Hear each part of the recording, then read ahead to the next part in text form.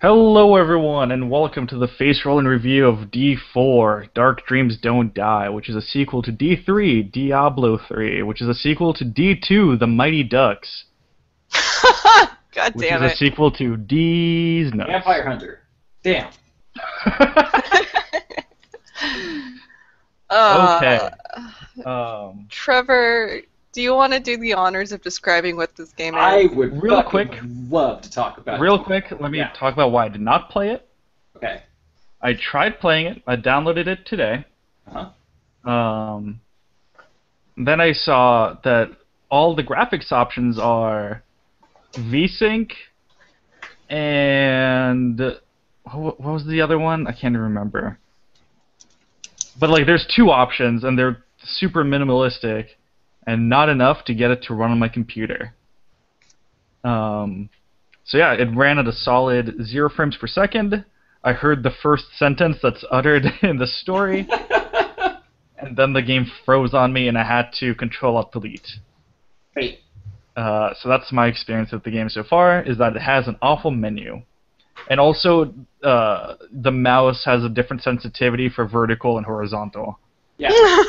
So there's actually a couple reasons that the game has sort of a wonky interface, and one of the big ones is that this game was originally released on the Xbox One, specifically for the Kinect. What? So, yeah, this was designed for. So you may have noticed while you were playing the game that like all of the things that you pick to do are have like really big windows. That's because on the Kinect you would put your hand over the thing and wait, and then it would like fill up, and then that would select that option. Wow. So this game was actually playable with a controller back when it came out too, but you could play it with a Kinect if you wanted to. And it's worth remembering that this was back when the Xbox One first came out, and so the Kinect was always attached, and they were like, the Kinect's going to be great. Whereas now they seem to be pretending it doesn't exist. Ha! But yeah, so D4, Dark Dreams Don't Die, is the story of David Young, who is a detective who can travel through the past using mementos. And by doing so, he can alter or change the past, or can he? It's kind of one of the mysteries of the game. And he is trying to solve the murder of his wife by traveling back in time through these mementos to try and find her again. Alrighty. Yeah. That's, you know what, the way you explained it makes it seem so much better than it Right. actually is. So right now I'll get into the stuff that makes it weird. He also has a cat girl named Amanda that lives with him that brings him food and throws mice at him and wrecks his house. And also he has a fat cop friend that comes by every now and then named Forrest Kaysen, who, by the way, is a character in every single sweary game. Oh, God. He's not always exactly like this guy, but every single sweary game has a character named Forrest Kaysen in it. Huh. So he's like and- Sid in Final Fantasy. Kind of, yeah. And so yeah, those are the things that make it weird. And then also, since the game was designed with the Kinect, like you do not actually move David, like one for one. You kind of just go to different screens and then you investigate stuff around him, and So- he'll interact with it. So judging by the screenshots available on the Steam page, this game is Telltale presents The Wolf Among Suda 51. Ha ha. No. No. You No. would No. think that. You would think that, but Swery lives to defy your expectations.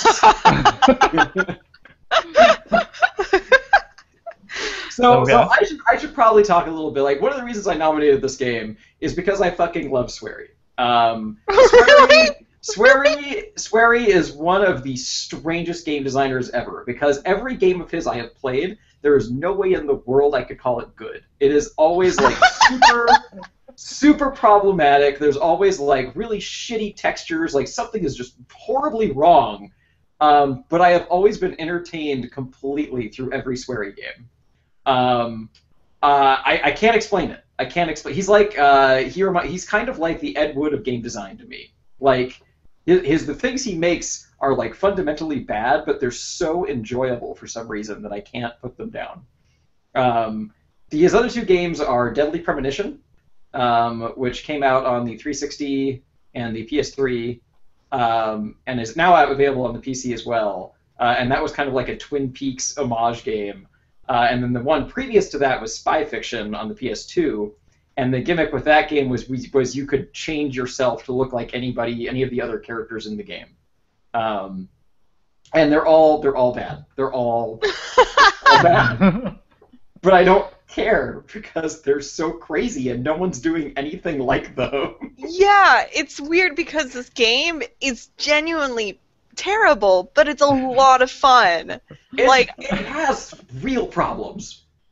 Like the cat girl, right? His roommate. How is she there? No one knows. She's just a pair of legs with tits, and then you can dress her up in skimpy outfits. But she's also a shop. Not only is she dehumanized, she becomes literally a tool. She is a tool of yours to take care of, and to also it was weird. You can play, quote unquote, play with her by buying her gifts from her own shop, and if you buy her enough of those gifts, she does a dance, but it's this really weird kind of dance where it is not a sexy dance. It is really, really creepy. She crab walks in that dance. It's really weird. And then with his fat partner, there's a bunch of fat jokes and stuff. Boris Kaysen. Oh my god! Do you remember the hot dog scene? Where he's just throwing food down his throat, just shoving 8 of them in his mouth. It's he doesn't even chew. It's he unhinges his jaw and eats literally 40 hot dogs at once. So here's the thing I love about all of those scenes that take place in the apartment is it is a vision of Boston as designed and scripted by somebody who knows nothing about Boston, but assumes that's what Boston is like. Really? It's amazing, right? Because they all talk in really heavy Boston accents, and he's always talking about hockey. All of his all the things that David Young says in the game always relate to hockey. Whenever someone says something that offends him, he's like, "Whoa, don't put me in the penalty box." Oh my god! Stuff like that. And then the only thing that they're eating at the table in that first scene, aside from the hot dogs, is David Young has the clam chowder in front of him, and he's constantly crumbling crackers into it until there's a giant mound of crackers. This game is so essentializing. Storyline, the writing's terrible too. God, But it's so endearing at the same time. No, it's not. It absolutely. This is literally the definition of the girlfriend in the refrigerator storyline. It really is. In order for this, because his wife died. The woman in the refrigerator storyline, where basically, in order for the whole impetus of the male protagonist is because a woman is victimized, and so now he has to go do something. It's a term first coined by Gail Simon, I believe, when she was talking about a Green Lantern storyline, Caps, where Green Lantern's girlfriend was killed and put in the refrigerator. And so she calls it the girl in the refrigerator. Basically, anytime a girl is put in danger or killed, specifically to motivate the hero. Okay. Yeah. And this game literally is that. The opening line is his wife saying, it's like I've grown wings. And it's almost like she's happy that she's dead. I'm so happy that I'm dead in order to serve you, husband. Yeah, and then she always appears in that ghostly visage thing. Throughout the game, she's constantly appearing and talking to him. But the things that she talks about is always to support him. It's always to reassure him or make him feel better. Sometimes it's little memories of things that she did. But most of the time when she's addressing him, it's always because he's feeling down or something. And can we just talk about how Neil Young is secretly Harry Potter? He has that scar on his forehead, and he always presses it and stuff. Yeah. Oh, my scar hurts. That's a symbol. This game's heavy on the symbols. I just there's the script is you're not wrong. It's bad, but at the same time it's so bad that I find something enjoyable to it. The way he can't talk without using hockey metaphors. Like the really overly dramatic way that you travel through the past. Like it's not as simple as he just like holds the memento and appears in the past, right? He looks in the mirror and then he like puts his hand over his face and then the mirror like explodes and he like flies through time. It's literally an anime opening every time he goes to the past. And also another thing I absolutely love is the opening title credits for each episode. Oh my god, I hate those. It opens exactly like a sitcom almost, where like it'll be like do do do do do do, and then it'll say like Forrest Kaysen, and then he like looks at the camera, and then it'll be like and David Young, and he'll be like woo, and then it's like and introducing little Peggy Young in Dark Dreams Don't Die. And like That's keep in mind, this is immediately after the part where she's like, "Oh my god, I'm dead and I'm so happy." And it's just so cheesy and the music is all like 70s Shaft music too. Wait, that sounds incredible. Yeah, right? Right? Yeah, but this game is terrible. like it's amazing. It's a lot of fun. But God, I just hate this game so much too. I hate myself for liking it. That's how bad it is. So I don't know how much kind of exploring out of the beaten path you did, Kelly. But in the second episode, when you're digging around in the baggage compartment, I definitely stumbled across a guy's cell phone. And I activated it thinking oh, this must be a key clue, right, for me to solve this mystery. And I turn on the phone, and instead I took a quiz for a half hour on airline facts. Did you find that? No, I didn't. Yeah, I definitely I turned it on, and it's the cell phone of the guy you're looking for in the second episode. And I was like, oh, it'll have important information on it. And instead it's let's take the airline safety quiz, and it goes on forever. You can't get out of it? You can, you could quit, but I wasn't gonna quit. And yeah, the structure of the levels I think is kind of amusing also, where it's David Young. Basically, the structure of each episode is so first act is you are in your living room, you do something crazy with Forrest Kaysen and Amanda, you get your memento. Act 2 is you activate the memento, go back in time, you meet the cast of characters, and then Act 3 is usually you solving a mystery. There's little squares in the corner of the screen that are grayed out, and as you get clues, they fill in. And then once you have them all, David Young will make this big show of explaining how he solved the mystery and what's actually going on. But it's always super obvious what is happening. Oh my god, yeah, it is. The first episode, and spoiler, I guess, but I don't care. So the first episode, you're on a plane. It's traveling west. And then a bunch of stuff happens. There's a lightning storm. And when you come to, it is extremely obvious you've gone back in time. Extremely. Characters that were injured are no longer injured. The plane is flying the other direction. But the game will not acknowledge this until you go around as David and find every clue one by one. And he seems like the biggest idiot the entire time, because he's going up to people and being like, didn't you have a scar on your head? Wasn't your dummy broken? Oh my gosh. And all the characters are so over the top. Yeah, they're outrageous. The military guy was, I'm a military guy. I'm so tough and macho and so mad. Yeah, and then, Bruce Willis, he was a tough dude. And then, did you see the fashion designer? The guy who was just, I am avant-garde, therefore I am... I hate that guy! Time he says avant-garde. He says it in that long, drawn-out way. Yeah, every single time. And then there's the flight attendant who has the inhaler, and he does it and does the big every single time he puffs the inhaler. Yeah. But I mean, I still had a lot of fun with this game, and not to mention that the gameplay is also really unnecessary. It is.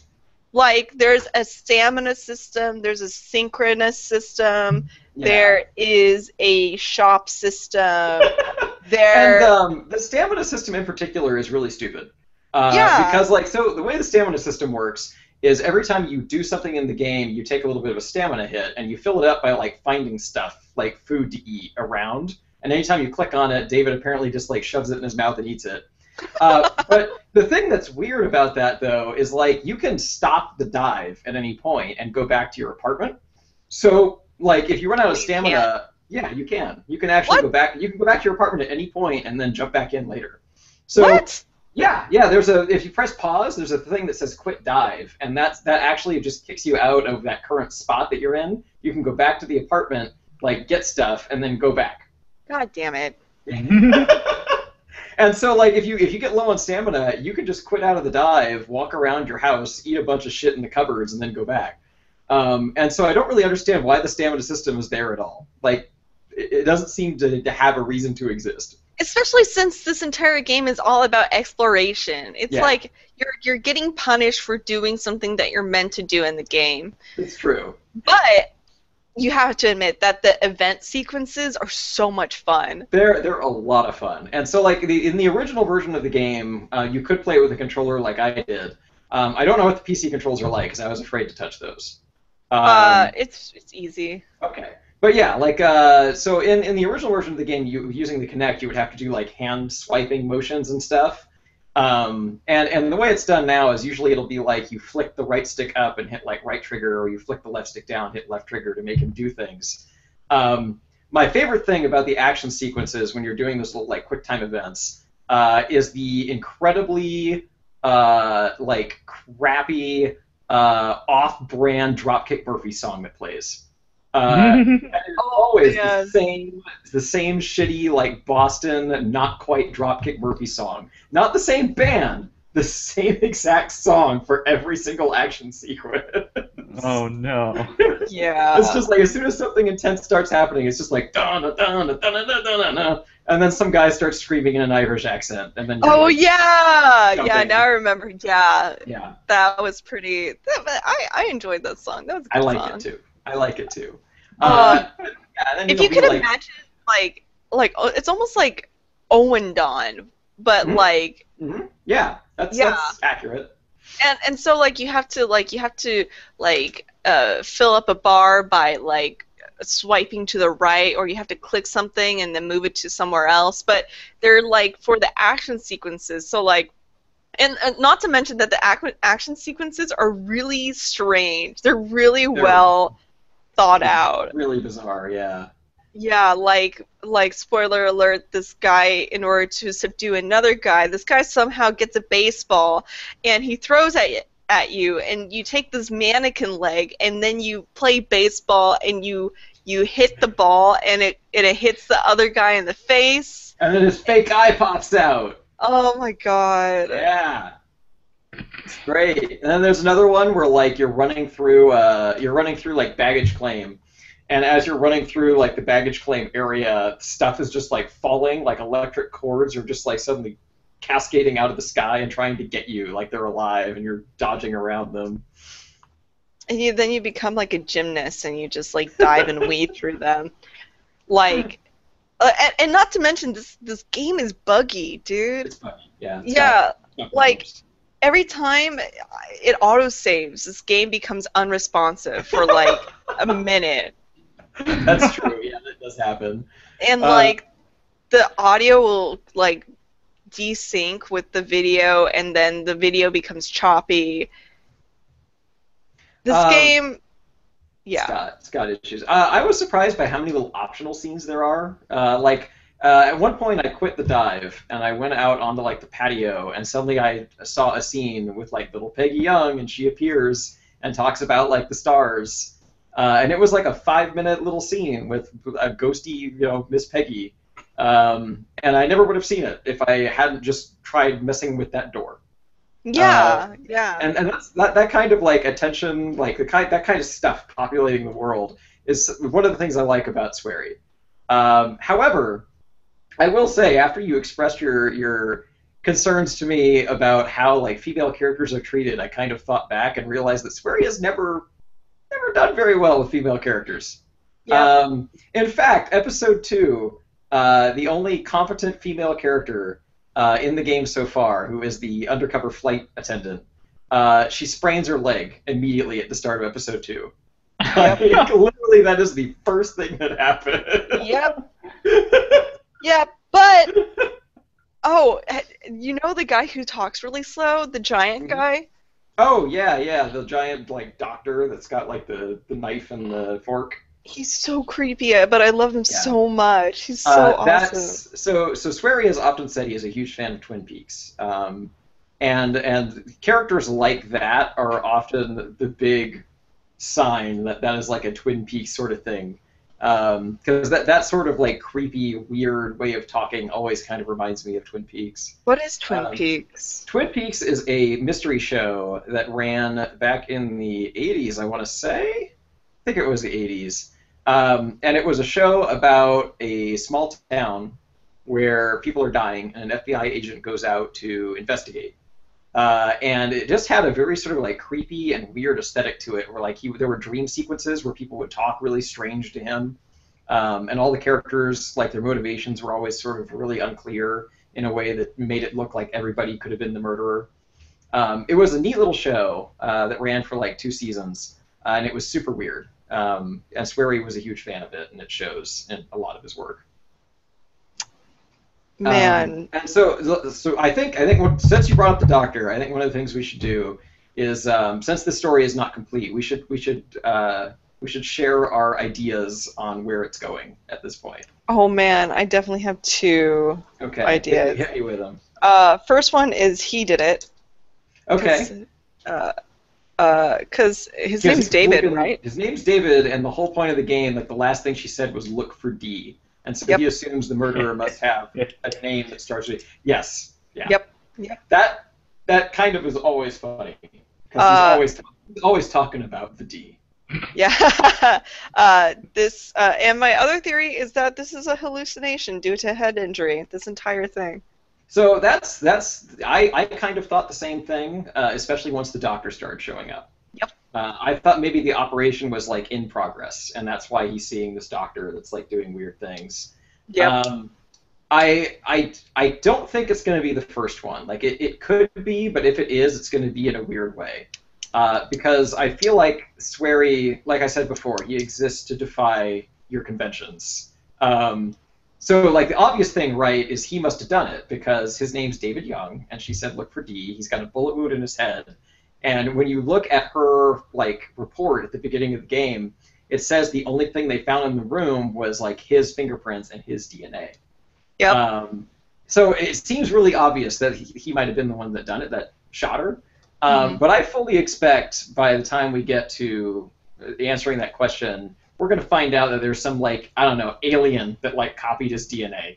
And there's like another David Young running around. Oh my god, like the new doppelganger. Fucking fuck. God damn it. I don't know for sure, but I'm just saying, like, all of Swery's games, I have always thought of the most obvious answer. And for half the game, I would see things that would justify that, and I would think I was right. And then by the end, I had no idea what was going on. Just completely off the rails. So D4 is not yet complete. I think my one complaint about this game that actually detracts from the experience, as opposed to being a bad thing that somehow makes me like it more, is that I feel like the game ends too abruptly. Like where season 1 ends right now just does not feel like a good ending to a season. It feels like they got halfway through season 1 and then it ended. Yep, it felt like that was kind of like an arbitrary place to stop. Yeah, it was a major cliffhanger. Like it felt like it, and it seems like a thing that should only need like 15 more minutes to complete out. Yep. Because without spoiling too much, like the second episode, you are looking for a person who is hurting people on the plane, possibly killing them.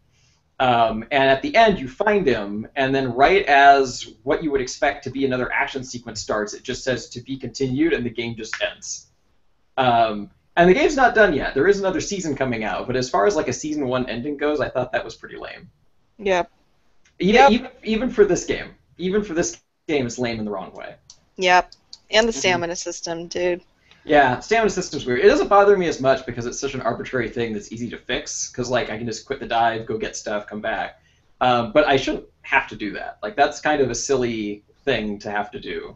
Yeah, I just really dislike it because it goes against the purpose of the game, which is to explore, you know. Yeah, that's And fair. I feel like you shouldn't be penalized for doing something that they want you to do, you know. I think that's fair. But I highly recommend this game because I hate it and I love it. I don't know. I feel like it's a game that people should experience because there's not a whole lot of designers out there who make things like Swery makes. Yeah, I agree. I completely agree. And like, there's one other thing I thought was really cool about this game. So there's like side quests, right, to complete in the game. Mm-hmm. They don't do a whole lot. Sometimes this kind of inform like a character a little bit more or something. But one of the things that's really weird is for some of the side quests in episode 1, you need stuff from episode 2. You have to go into episode 2, find the stuff that you need, and then go back to episode 1 to complete the side quest. And I think that's kind of funny because it plays with that like time mechanic that's going on in the game. Right? So I thought that was actually kind of clever, even though it's sort of irritating to have to do that. But once you've completed an episode, you can pick it up from pretty much any spot. Oh, Like, nice. You can choose how far along in the case you want to start it from. So it's at least pretty easy to get back to the exact spot you need to be at to start the side quest. Uh-huh. But yeah, so like this game's crazy. It's really fucking crazy. I like it a lot. But it's got problems. Yep. And if you like this, you can also try Deadly Premonition, which doesn't play anything like this at all. Really? Yeah, no. Deadly Premonition basically plays like a Resident Evil 4 clone. Except that you can also drive a car, and you can go talk to people in town, and everybody has a schedule. It's a weird game. We should definitely do that one at some point, too. But anyway, we not anytime soon, though, because I think everyone needs a break from Swery after... Swery, man. Yeah, but I do think you have a point when it comes to his female characters.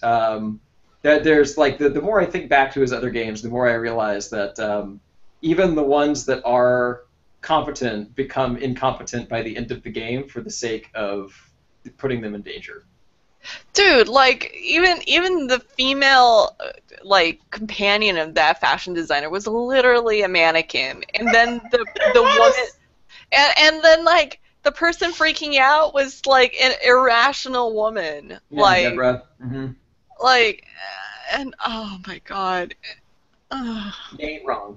You ain't But wrong. I still love him, but you ain't wrong. Yeah, you should play this game. I feel like it helps you appreciate other games at the very least, and you'll get some lulls at the end of it. I kind of want to meet Swery now. I want to see where this madness comes from. He's a really crazy. So I follow him on Twitter. Oh my god! Which I highly recommend because he will travel places and then he'll take a picture. Then he sepia tones the picture, puts a fake like Kodak thing around it, like an old Polaroid. Like he'll put the weird little like border on it, and then he sticks like a little thought bubble over his head and it says like "Wow" or something like that. Like what the fuck? It's like 3 levels of insane for pictures of places he's traveling to. It's wonderful. He's great. So back of the box quote. I need 4 more. I need 4 Ds. Give me 4 Ds. Dank diddle dildo. D's Delicious. nuts. Dank dream, don't die. Dank dildos diddle D's nuts. D6. I just back of the box quote. I like dank dreams. Dramatic dick diddling Despair? in the moonlight. In the moonlight. oh wait, it's like Doctor Who meets Swery. I don't know. Yeah, right? You can't describe it as anything else. Like it's hard. Like I can describe Deadly Premonition as like a Twin Peaks game, but even that's wrong to a certain extent. I can say it's like Twin Peaks, and then halfway through, Swery's there, and it goes crazy. this is like The Room, but like enjoyable. Like The Room is very enjoyable.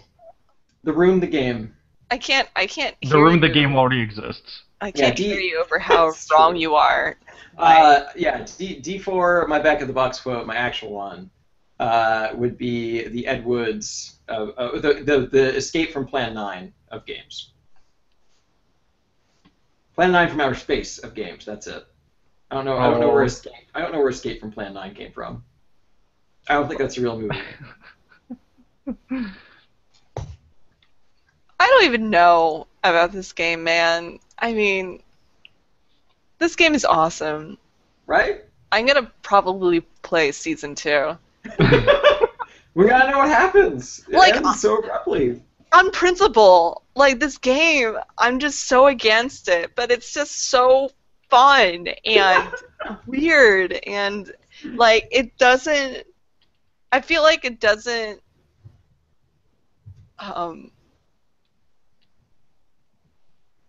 Oh fuck! Yeah, and- what's that called? You need at least 3 more D's after that. Shit.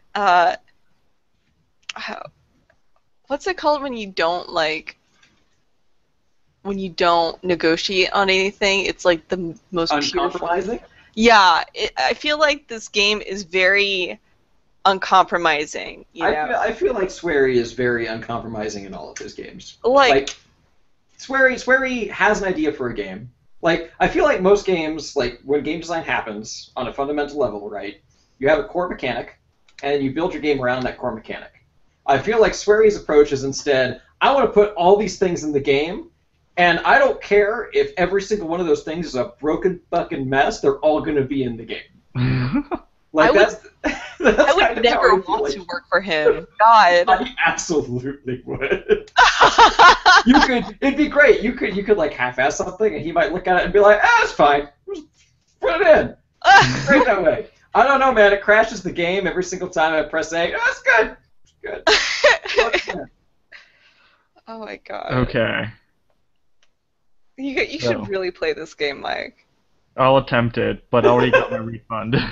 Oh my gosh. You're gonna need a different computer, I think. Yeah. That's actually one thing that's kind of the PC version. I have noticed is it's funky. It's really funky. Dude, how does this game not run on Mike's computer? Mike's computer runs Final Fantasy XIV. Well, it runs fine. Mike's computer runs Final Fantasy XIV at all of the bare minimum settings. And I cannot reduce any of the settings in this game, which Like- is made That's for the Xbox problem. One. That's the problem. An Xbox One is much more powerful than my laptop. It also costs twice as much. I do have concerns that D4 might not get a season 2. I really hope it does. But all of Swery's games have never sold very well. Like, they're all very much passion projects. In fact, A Deadly Premonition, which came out on the 360 and PS4 or PS3, that he actually, like, after making it, they sold it at a discount price because, like, they recognized that it definitely did not have, the development of a full title. I think they sold it for like $15, and that was the box copy. Oh boy. Yeah.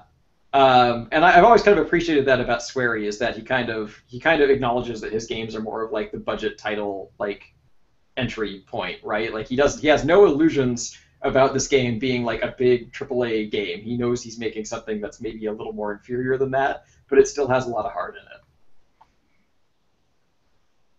Alrighty. Can I read you Swery's Twitter profile? Please. Okay. Swery at Swery65. Guinness holder, spy fiction, deadly premonition, Lord of Arcana, Lord of Apocalypse, D4 : Dark Dreams Don't Die. I love you all. Swery. Oh, Swery. So in Deadly Premonition, there is a bar you can go to and play darts, and the bar is actually just straight up called Swery65. Some of the bottles in David Young's apartment just said like Swery wine on it or something. It's great. Okay. I think we need to end this review. No. Yeah. Yes. Probably do. Yes. Wait, special AMA Swirly? Oh, wait. No. No. Oh gosh. Splurry should definitely do an AMA. AMA? Yeah. AMA. Yes, that. Alrighty. This has been our review that I totally participated in of D4 Dark Dreams Don't Die. Like us Go on play it. Facebook.com/Facerollin. Dark dreams don't die. SoundCloud.com/Facerollin. The end. Goodbye.